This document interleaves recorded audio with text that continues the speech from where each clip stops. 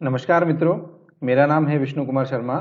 मैं मातुश्री शांताबा हजारीमल जी केपी संघवी राजकीय महाविद्यालय रेवदर, जिला सिरोही, राजस्थान में सहायक आचार्य हिंदी के पद पर कार्यरत हूँ। प्यारे विद्यार्थियों, पिछले वीडियो में हमने हिंदी साहित्य के इतिहास लेखन की परंपरा इस विषय पर हमने चर्चा की थी। आज के इस वीडियो में हम हिंदी साहित्य का इतिहास, इसके काल विभाजन और नामकरण पर चर्चा करेंगे। हिंदी साहित्य के इतिहास लेखन में हमने देखा कि सबसे पहले फ्रेंच विद्वान गारसा द तासी से इसकी शुरुआत हुई। ग्रियर्सन और आचार्य रामचंद्र शुक्ल ने उसे एक सुव्यवस्थित वैज्ञानिक स्वरूप प्रदान किया और आगे चलकर ज्यों-ज्यों शोध होते गए उसमें बहुत सारी मान्यताएं जो हैं जुड़ती गई।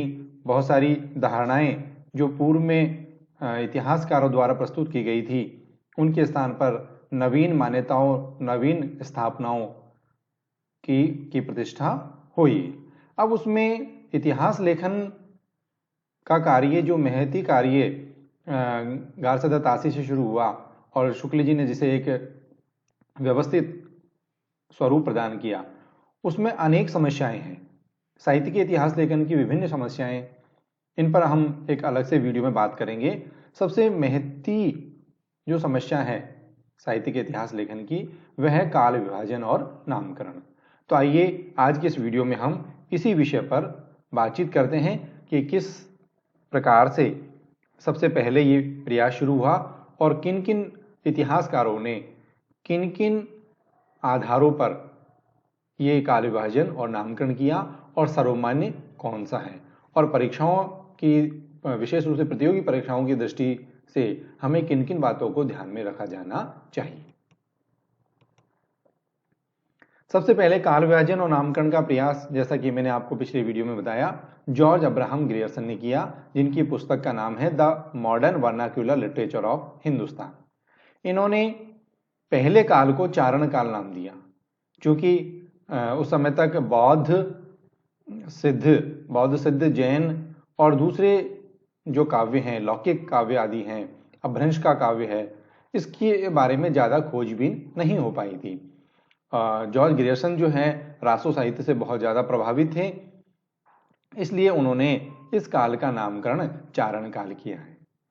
इसके बाद में उन्होंने 15वीं शताब्दी का धार्मिक पुनर्जागरण, इस तरह से उन्होंने कुछ छोटे कालखंड जो हैं परिशिष्ट के रूप में डाले हैं, जैसे कि प्रेम कविता, ब्रज का कृष्ण संप्रदाय, मुगल दरबार, तुलसीदास और रीतिकाल जो नामकरण है वो जॉर्ज अब्राहम ग्रियर्सन ने दिया और आज तक ये नामकरण जो है ज्यों का त्यों चला आ रहा है।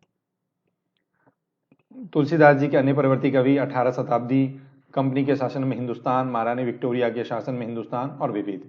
इस तरह से हम देखते हैं कि एक तो काल विभाजन जो है ये बहुत बड़ा है और इसमें कोई साम्य नहीं है। जो कालों के नामकरण किए गए हैं उनमें कोई साम्य नहीं है, ना वो किसी प्रवृत्ति के आधार पर है, ना व्यक्ति के आधार पर है, ना किसी सामाजिक सांस्कृतिक धारा के आधार पर है। उनमें जो है बहुत ज़्यादा विविधता है और संख्या में भी बहुत अधिक है। इसलिए ये नामकरण जो है बहुत ज़्यादा उचित और संगत प्रतीत नहीं होता। या यूँ कहें कि ग्रियर्सन ने अपने इतिहास ग्रंथ को जो है अध्यायों में विभाजित किया है, खंडों में विभाजित किया है, तो ये काल विभाजन और जो नामकरण है ये उन अध्यायों का नामकरण है। लेकिन फिर भी ग्रियर्सन ने पहली बार ये प्रयास किया, तो ये बहुत ही स्तुत्य प्रयास है। इसके बाद में आता है मिश्रबंधु विनोद। मिश्रबंधु की ये रचना, इसमें उन्होंने जो काल विभाजन किया है वो दो आधारों पर किया है। ज़्यादातर जो प्रचलन में हम देखते हैं वो प्रथम आधार ही है, क्योंकि दूसरे आधार पर जो किया है उसमें भी उन्होंने ग्रियर्सन की तरह जो है बहुत ज़्यादा विस्तार दे दिया है। तो पहले आधार पर उन्होंने 5 भागों में उन्होंने इसको विभाजित किया है। पहला नामकरण किया उन्होंने आरंभिक काल, दूसरा माध्यमिक काल, तीसरा अलंकृत काल। अब इन नामों में हम देखें तो साम्य नहीं है, आरंभिक, मध्यकाल और फिर अलंकृत काल। अब आरंभिक के भी उन्होंने दो भेद किए, पूर्वारंभिक और उत्तरारंभिक। माध्यमिक के पूर्व माध्यमिक और प्रौढ़ माध्यमिक। अब यहाँ पूर्व और उत्तर भेद किए उन्होंने, भेद के उपभेद किए हैं, और माध्यमिक में वो पूर्व और प्रौढ़ कर देते हैं। अलंकृत काल में पूर्व अलंकृत काल, उत्तर अलंकृत काल। तो इस प्रकार से जो है विश्वबंधु ने प्रयास किया है, लेकिन उसमें भी जो है एक एक काल के जो है उन्होंने दो दो उपभाग जो है फिर कर दिए हैं। तो इस तरह से ये भी थोड़ा सा विस्तृत हो जाता है। और फिर उसके बाद में परिवर्तन काल नाम दिया है। तो परिवर्तन काल भी जो है आरंभिक काल, मध्यकाल और फिर दूसरा जो काल है उससे साम्य नहीं रखता। और फिर वर्तमान काल। वर्तमान काल जो है एक व्यापक संप्रत्यय हो जाता है कि आज यदि हम इसे पढ़ रहे हैं तो वर्तमान काल कौन सा आज का हमारा वर्तमान काल है। जो वर्तमान काल ये 1926 विक्रम संवत से जो है बता रहे हैं। इस तरह से विश्वबंधु ने भी एक प्रयास किया, लेकिन वो भी जो है एक सुव्यवस्थित और वैज्ञानिक काल विभाजन और नामकरण नहीं कहा जा सकता। अब सबसे महत्वपूर्ण जो हमारे इतिहासकार है आचार्य रामचंद्र शुक्ल, उनके द्वारा जो काल विभाजन और नामकरण किया गया, इसमें इन्होंने आदिकाल, मध्यकाल और आधुनिक काल 3 भागों में विभाजित किया। पहले संस्करण में जो 1929 में प्रकाशित हुआ, उसमें उन्होंने वीरगाथा काल, भक्ति काल, रीति काल और गद्य काल ये नामकरण किए थे। तो सबसे ज्यादा जो आपत्ति आई वो वीरगाथा काल नाम और गद्य काल पर आई, क्योंकि शुक्ल जी ने भी जो है सिद्ध और जैन साहित्य को, सिद्धनाथ और जैन साहित्य को धार्मिक साहित्य कह करके उपेक्षित कर दिया। तो शुक्ल जी जो है वो भी प्रबंध काव्य, उनका इतिहास लेखन का एक प्रमुख आधार स्तंभ रहा है और रासो काव्य से बड़े प्रभावित हैं। हालांकि चंद को जो है वो प्रथम महाकवि कहते हैं और उसके ग्रंथ पृथ्वीराज रासो को वो कहते हैं कि एकदम जाली ग्रंथ है। तो काफी सारे अंतर्विरोध हैं शुक्ल जी के अपने इस इतिहास लेखन में। और दूसरी आपत्ति आती है गद्य काल को लेकर कि क्या केवल आधुनिक काल में गद्य की रचना हुई, पद्य की रचना नहीं हुई। तो शुक्ल जी के जो समर्थक हैं उन्होंने शुक्ल जी का इस पर बचाव करने का प्रयास किया। उन्होंने ये तर्क दिया है कि गद्य काल नामकरण शुक्ल जी ने इसलिए किया कि आधुनिक काल से जो है गद्य का आविर्भाव होता है, एक नई प्रवृत्ति का सूचक है ये। और वीर गाथा काल जो नामकरण है उसमें जैसे कि कहा जाता है क्या इसमें केवल वीर रस की कविता लिखी गई है, श्रृंगार आदि दूसरे रस नहीं है। तो उसके लिए भी शुक्ल जी के समर्थक ये तर्क जुटाते हैं कि वीर गाथा काल नाम से आशय उनका वीर रस की रचनाओं से न होकर के वीरों की गाथाओं से है, विशेष रूप से जो रासो साहित्य है उससे है। लेकिन आगे चलकर हम देखते हैं कि जो जो शोध हुए तो रासो ग्रंथ जो हैं भाषा की दृष्टि से और ऐतिहासिकता की दृष्टि से वो खरे नहीं उतरते हैं। उनमें जो है निरंतर परिवर्तन होते गए हैं और ऐतिहासिक साक्ष्यों से हम यदि उनकी तुलना करें तो वो बिल्कुल गलत ठहरते हैं। आगे चलकर शुक्ल जी ने 1940 में अपने ग्रंथ का दूसरा संशोधित परिवर्तित संस्करण छपवाया। उसमें उन्होंने दो नामकरण दिए, आदिकाल, वीरगाथा काल, समय 1050 से 1375 विक्रम संवत। ये ध्यान रखें आप कि शुक्ल जी का जो संवत है, काल विभाजन है, वो ईसवी सन में न होकर के विक्रम संवत में है। पूर्व मध्यकाल भक्तिकाल, उत्तर मध्यकाल रीतिकाल, आधुनिक काल गद्यकाल। तो 1900 से लेकर 1984 तक इन्होंने विक्रम संवत में जो है आधुनिक काल बताया है। अब आधुनिक काल के जो है शुक्ल जी ने दो भेद किए हैं, गद्य खंड और काव्य खंड। फिर काव्य खंड के भी उन्होंने 3 भेद किए हैं, प्रथम उत्थान, द्वितीय उत्थान और तृतीय उत्थान। 1925 से 1950, 1950 से 1975 और 1975 विक्रम संवत से अब तक। तो ये शुक्ल जी का जो काल विभाजन और नामकरण है वो आपको ध्यान में रखना है। अब शुक्ल जी के बाद दूसरे महत्वपूर्ण इतिहासकार आते हैं हमारे सामने, आचार्य हजारी प्रसाद द्विवेदी। द्विवेदी जी का जो नामकरण है वो सबसे ज्यादा प्रचलन में है, स्वीकृत है। आदिकाल, पूर्व मध्यकाल, उत्तर मध्यकाल, आधुनिक काल। और ये ईस्वी सन में है 1000 से 1400, 1400 से 1700, 1700 से 1900 और 1900 से अद्यावधि आज तक। तो आज सबसे ज्यादा सर्वमान्य और सर्व स्वीकृत जो काल विभाजन और नामकरण है वो आचार्य हजारी प्रसाद द्विवेदी का है।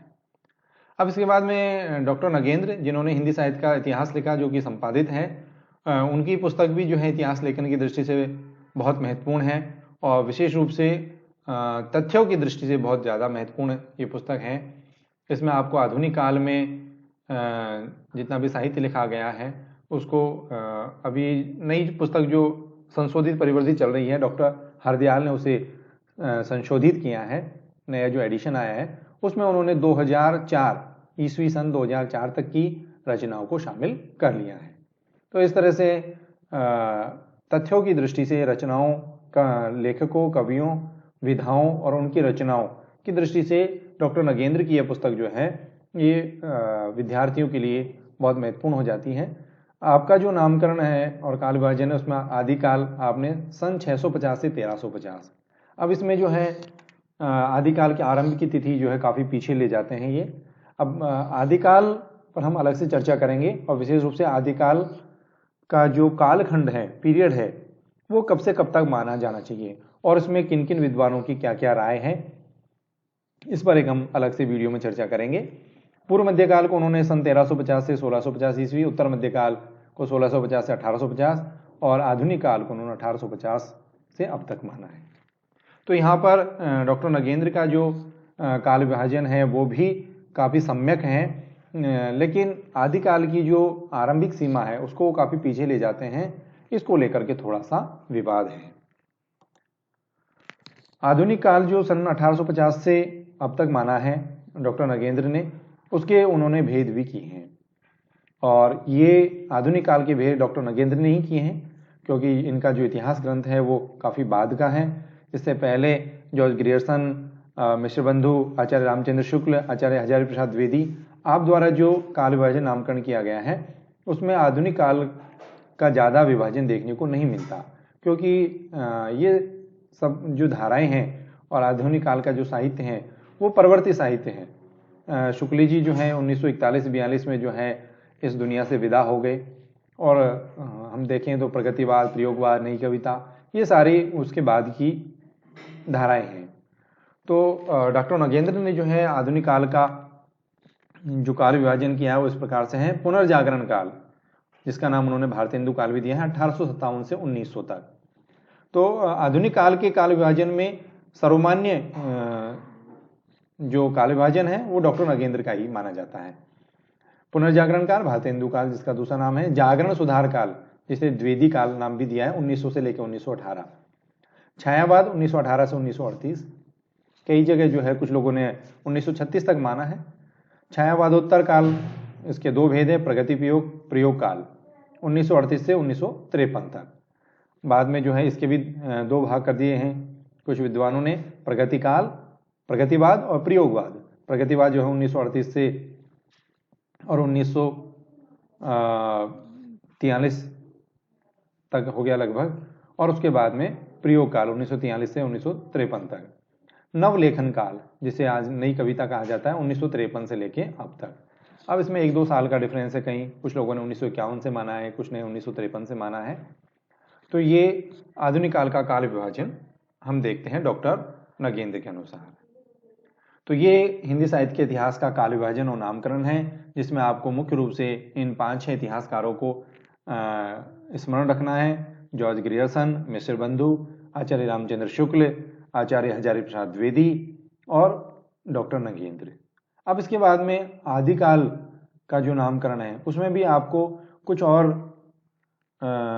इतिहासकारों का जो काल विभाजन है वो याद रखना होगा, विशेष रूप से आदिकाल के संदर्भ में, जिसके बारे में हम अलग से एक वीडियो में चर्चा करेंगे। उसमें आपको डॉक्टर रामकुमार वर्मा, राहुल सांकृत्यायन और हिंदी साहित्य का वैज्ञानिक इतिहास लिखने वाले गणपति चंद्र गुप्त आदि विद्वानों के काल विभाजन को भी ध्यान में रखना होगा। तो हम अलग से इस पर विस्तार से चर्चा करेंगे कि आदिकाल की सीमा कहाँ से कहाँ तक मानी जानी चाहिए। तो इस वीडियो को सुनने के लिए बहुत बहुत धन्यवाद। यदि आपको ये वीडियो पसंद आता है तो इसे ज़रूर लाइक करें, शेयर करें और सब्सक्राइब करें हमारे इस YouTube चैनल को, और बेल आइकन, घंटी का बटन दबाना ना भूलें ताकि आने वाले वीडियोज़ के नोटिफिकेशन आपको समय पर मिलते रहें। Thank you.